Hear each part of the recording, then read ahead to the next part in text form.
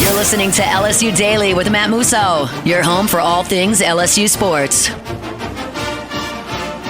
Off and running here on another edition of LSU Daily. Welcome in. Glad to have you with me. Be sure to like, subscribe, share. If you have not already, set the notifications as well. That way you know each time the podcast is posted. Follow me on social media at Musso Matthew on Twitter X. You can find me on Facebook, on Instagram at Matthew Musso1. All of that greatly appreciated. Today, as LSU continues to work through their first bye week of the season, we will tackle really the hottest topic surrounding LSU right now, and that is what they do at the safety position going forward as they enter SEC play. 7 straight weeks of SEC play to round out the season now for LSU, and Brian Kelly has been very vocal really throughout the last 3 weeks of the season, talking about the safeties, the rotation, wanting to pare it down, but making sure they give everybody their opportunity first, making sure they get everything they want on tape so they can make the best and most informed decision for the team going forward.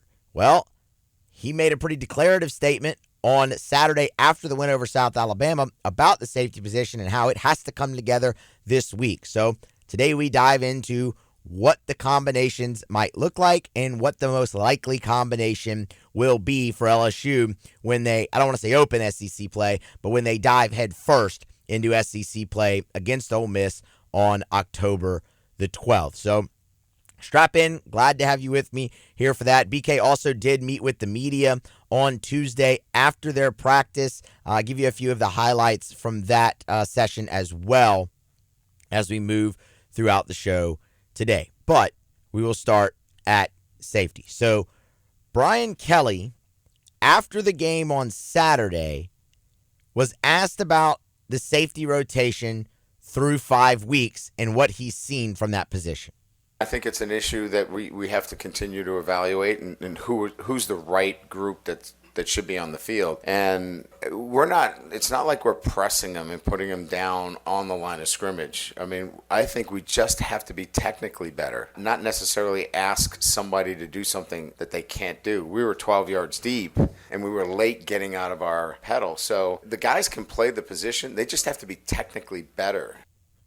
I think that he starts that with, it's an issue, is still a little bit concerning, but it also tells you that it's still a little unsettled, right? Or maybe a lot unsettled. And we've seen so many different guys run in and out of the game at safety the first 5 weeks, whether it's moving Sage Ryan back to his natural position there after Zy Alexander came back at corner, whether it's Jordan Allen and Jordan Gilbert, freshman Deshaun Spears, before the Harold Perkins injury, you saw Major Burns move back there. You've seen Kylan Jackson. You've seen Javian Toviano. There's just been a lot of bodies. And throughout all of that, Brian Kelly has been very consistent in saying they want the basics. They want the fundamentals. Heading into the South Alabama game in his Monday press conference, he said, good leverage on the football, tackling, great communication. We're not putting them on an island. We're not asking them to go up there and press. Leverage, tackling, communication. Do those things, and then the role expands. But because you're there 5 weeks into the season, it doesn't necessarily inspire confidence in the position. And nor should it, quite frankly. But you have to put safeties out there. So who are they going to be? And Brian Kelly said that decision has to come this week during the bye. Tuesday we're going to put the guys on the field that we think can win SEC games for us. So what's that rotation look like? As we've said, and we've talked about this, we've rolled a lot of guys in there. We get to, 2 weeks from today, there's not going to be a lot of rolling. There's going to be guys that are going to be playing. So this has kind of been to try to get it on film and say, these are the guys that should be starting. His 2 week mark, he's talking about the Ole Miss game, where you can't just have, 7, 8 guys rolling in and out. You have to pare that number down. You have to tighten up the rotation. You heard him say it there. Get it on film so we can see who should be out there.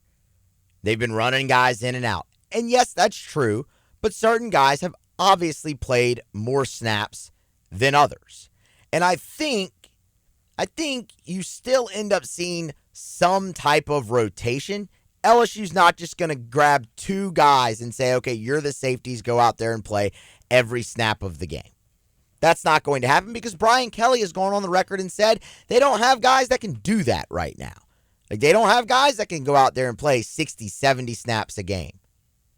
So I think you're probably going to look at four guys and hope that you have four guys that, in Brian Kelly's words, can win you SEC football games. And that's who you roll with. And I think, in all honesty, the Harold Perkins injury sort of helps make the decision for you. Because, as you saw against South Alabama, they're going to play a lot more star. They're going to play a lot more of that 4-2-5, which takes Major Burns kind of out of that safety rotation and moves him back down to the star position, where he'll play more in the slot, more in the box. Major Burns is the guy who was playing a lot of snaps for you just in general on the season, and a lot of them were coming at safety when Harold Perkins had moved outside again. Now that he's gone, okay, that kind of clears that up a little bit for you. The interesting thing is you've seen Deshaun Spears really take a lot of reps there as well. So they've shown the ability to move him kind of all over the field. And he's the interesting part in this because they clearly want him on the field. They like what they see in Deshaun Spears. And it's something we've talked about a little bit kind of like with a guy like P.J. Woodland, where, look, man, you're going to take some lumps there, but he's going to make a play as well. So the more you can put him out there, the better. And LSU has done that. Deshaun Spears, in the last 3 weeks, has played 113 snaps for LSU. Free safety, even some at star, like, they've moved him. So I will tell you, they clearly want that guy on the field because they're trying to find versatility in him as well. So I would expect that Deshaun Spears is one of those guys that they believe can win them SEC football games and will have a big role when they face Ole Miss in a week and a half. So where do you go from there? Well, Brian Kelly has mentioned, and I believe this was going back into the UCLA game. It was either the UCLA game or the South Carolina game. Brian Kelly, when talking about the safety rotation, I mean, that's how long we've been talking. Like, that's how long this has been a talking point so far early in the year. But in that conversation leading into one of those games, Kelly mentioned the pairing of a freshman or a young player and a veteran and how they like that, how they think that's a good thing to have. And Deshaun Spears was the freshman that he mentioned. He mentioned Sage Ryan as a veteran. He mentioned Jordan Allen as a first-time starter. I mean, Jordan Allen's not a young player in terms of classification, but he's a first-time starter. This is the most reps he's getting so far in his time at LSU this season. And he mentioned Jordan Gilbert, who obviously was a starter for A&M last year in the SEC. So I think that's an interesting deal, right? And you look at those four guys in particular, and you look at a guy like Jordan Allen, who has seen his snaps really go down at safety. I mean, he played 7 snaps against UCLA. Okay, he played just 16 in the game against South Alabama. Now, you've also seen him move down closer to the line as well, playing in the box and at slot corner for just about equal the number of snaps he's played at free safety. 55 at box and slot corner, 54 snaps at free safety. So you've seen them move him around a little bit, but you've also seen the snaps decrease kind of in favor of a guy like Deshaun Spears. The juxtaposition of that is through 5 weeks, Pro Football Focus grades Jordan Allen as your highest graded safety overall at 67.1. Now, granted, the snap count is lesser than some others, but that's what the numbers are telling you. That's what one metric is telling you. But then there's Sage Ryan. And since moving Sage Ryan back to his natural position at safety, he has been much improved. Much improved for LSU. Across the board, one of their most consistently graded players at the safety position per PFF. He's your highest graded safety, your second highest graded safety overall. He's your highest graded safety in pass rush. He is right there in coverage among the top of your graded safeties and in run defense. Sage Ryan's going to be on the field. So here's the deal. Like, this is the way I kind of see this right now. If LSU goes the way that Brian Kelly mentioned a few weeks ago in talking about a veteran and a young guy, and that's what they think gives them the best chance, and they like that, I think it's Sage Ryan and Deshaun Spears who are going to get the start. You look at Deshaun Spears, he's been your highest graded safety in run defense. You've really struggled kind of fitting back there, right? If you take your highest graded safety there in rush defense, and then one of your most consistently graded safeties across the board in Sage Ryan, you put them back there, that should lend yourself to success. And then you have another veteran like Major Burns occupying the star, that should lend success. You also look at those two guys, Ryan and Spears, they've played the most snaps for you over the last 3 weeks. Sage Ryan has played 93 snaps over the last 3 weeks, and we told you Deshaun Spears 118. The counterpoint to that is that's kind of the production that you've seen, and that's great. And they like the youth. They like the veteran tandem. Maybe that lends itself better to communication, things of that nature. You'll see. But what I will also tell you is there's no substitute for experience. And Jordan Gilbert's got a lot of experience at safety in the SEC. And Jordan Gilbert was a guy coming into this year that a lot of people pointed to and said, okay, he could be a difference maker for LSU's defense. And so far, it just hasn't been that yet. But there is something to be said for a guy who has been out there when the bullets are flying. And that's really a decision that they have to make. Where do you go with that experience? Because you have experience in Ryan and Gilbert that could easily go back there and be your 1-2. Because, yes, while both of them primarily play free, you've also seen both of them play box this year as well. But if you went for that alignment, that configuration, I think it would solely be because of the experience. Those are really your options. Those are the guys you've featured the most. So, yeah, while you've rotated a bunch of guys in, the guys who have taken the lion's share of the snaps have been Allen, Ryan, Spears, Gilbert, and Major Burns, although the Major Burns thing was really for, 2 weeks before Perkins got injured for the season. Here's what I think they do. I think they go with the combination of youth and experience. And I think when LSU runs out there against Ole Miss on October 12th, it's Sage Ryan and Deshaun Spears starting at safety. And it's mainly because, again, the head coach has gone on record saying they like the veteran and the young player back there together. And you've seen Deshaun Spears, his snaps at box safety and in the box increase over the last couple of weeks. So if they've been pleased with what they've seen, I think that's the combination they go with to start the game. And then I still think you see Jordan Gilbert and Jordan Allen spell those guys. And you'll see Major Burns really lock in at star. And they will go from there. Safety is never going to be the strength of this team, but you can find your strongest combination. How much better can your strongest combination make you? That's the question that they're searching to answer. And that's a question you're only going to answer with time. Like, I can't sit here and give you an answer on that. I can give you an opinion. But even that forms over time. You haven't seen enough stability at the position, I don't think, to even form that opinion. But that's what I think they do. I'm sure I'll be wrong. They'll probably do something totally different.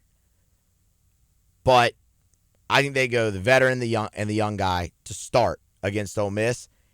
And then you see Gilbert and Allen spell them throughout.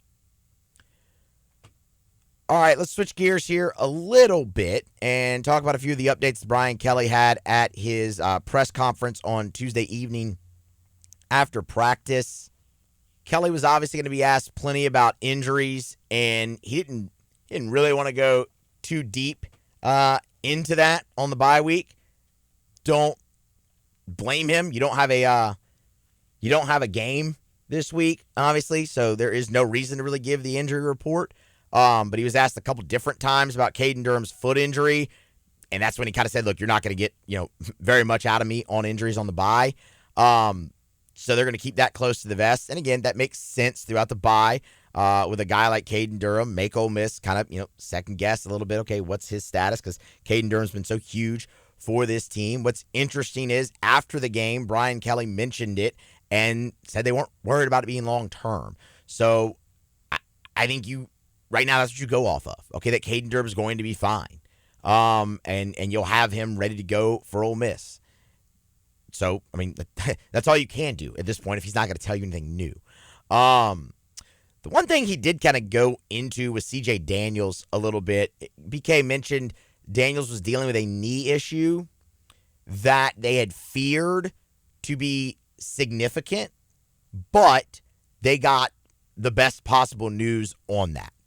So C.J. Daniels, it's not long-term, it's not serious, and I mean, he didn't give a status or anything, but obviously the good news is it's not long-term, it's not serious. He had re-aggravated a previous knee injury that he had, and that was dealing with an ACL, so that's where the fear came from for them. But again, Brian Kelly says they got the best possible news back on imaging and everything like that, so it's nothing long-term, nothing serious for C.J. Daniels, but he is dealing with a little bit of a knee injury. And then BK continued to laud the defensive line, y'all, and specifically the young guys, and specifically Ahmed Bro, specifically Dominic McKinley. Dominic, is coming on and making progress each and every week in terms of, what he's able to do. He's going to be a really good football player. He's got some work to do, but I like the progress he's making.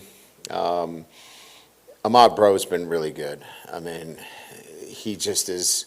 He's detailed. He's organized in what he's doing every day. He's assignment correct. We ask him to do a specific job, and he does it. Ahmed Bro really has been one of the best stories so far of this season for LSU. I mean, we've talked about it a lot. That's a guy who came in as a defensive end, and they built, put weight on him. He's gained 40-plus pounds or so far. Kicked him down inside. It's something that they wanted to do with him as soon as they got him to campus. And I mean, you've really seen that pay dividends for him. To have the success that he's having while still being a little undersized is massive. I mean, right now they have him 6'3", 285. We'll see how he holds up in the SEC as you get into that. But I mean, he's just a gamer out there. I mean, he's just fighting and competing hard. The effort is tremendous, and when doing that, he's still working and learning the technique. He's only going to get better. Like, you can look at a guy like Ahmed Bro and say he's just scratching the surface. He's going to continue to put weight on. He's going to continue to improve in technique and playing and getting this opportunity so early for him and playing in the Southeastern Conference throughout this year is only going to help him going forward. And the same can be said with Dominic McKinley. You heard Brian Kelly there, so he's going to be a really good player. He just has a little bit more work to do. Getting injured set him back. That turf toe set him back. But you've seen him play in the last two games, and you've seen him, you've seen him play in the last two games, and you've seen him get a sack and whatnot. You've seen him grade out really high. Again, his snap count's not equal to the rest, but in what you've seen, he's been your second highest graded defender, interior defender, per Pro Football Focus. So, again, you feel really good about the future of that position, even though the future of that position is kind of now without Jacoby and Guillory. But, I mean, look, you've had Gio Paez come over and be really good. I think you've gotten way more out of JVR Suggs than many thought that you would. JVR Suggs right now is your highest graded interior defender. Again, snap count is obviously less for him than a guy like Bro or a guy like Paez, but he still has the third highest snap count on your team. And in doing that, he's graded out highest. It's a guy who came from a Division II school. Like, it's fair. He was undersized. It's fair to say the expectation wasn't great for him. But he's been really good. And it's because guys like Suggs and Bro and now McKinley are starting to and have stepped up that LSU's been able to hold steady on the front line. The competition is going to ratchet up, and we're going to see how they do going forward. But you have to feel good about the youth specifically there on the defensive line. It has paid massive dividends early in this season for LSU. All right, y'all. That's going to wrap it up. Y'all like, subscribe, share, follow me on social media. All of that greatly appreciated, and be here next time for more on LSU Daily.